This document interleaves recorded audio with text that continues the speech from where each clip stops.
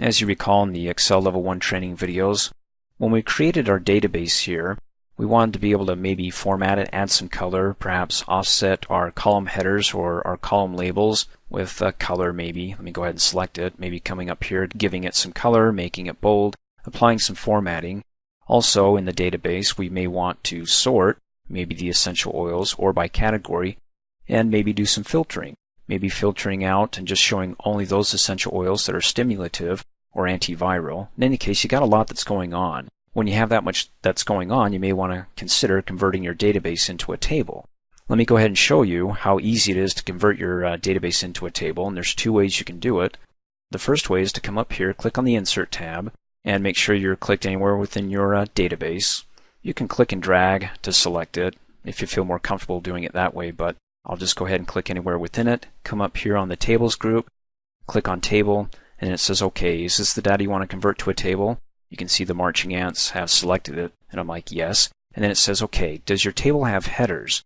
Well, it does have headers or column labels. If I go ahead and uncheck that, and I have those headers, it'll actually, when it comes to sorting, look at this, or these column labels, and consider them to be part of the data down below. So when it sorts, it'll actually sort the category down with all the data, the price with all the numbers, and we don't want to do that. So distinctively, we want to separate that from the rest of the data by saying, yes, we do have column labels or headers in the database. So keep them separate when it comes to sorting the data. Click Okie dokie, and boom, there you go.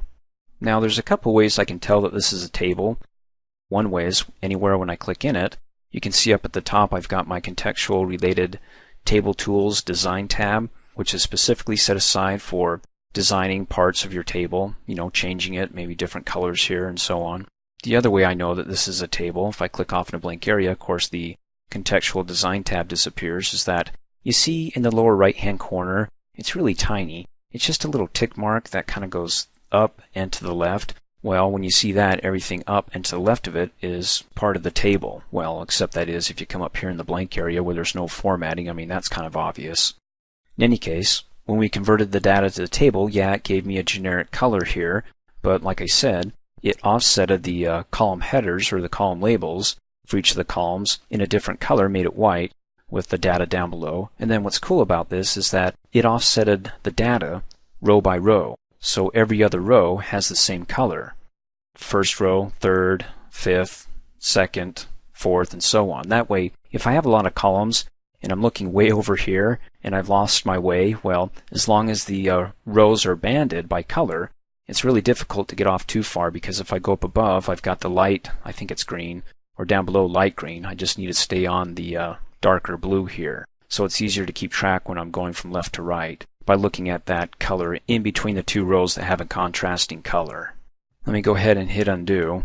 And then the second way that you can convert your database into a table, click anywhere within your database, come up here on the Home tab, go to the Styles group, click on the Format As Table, and there you get some choices here.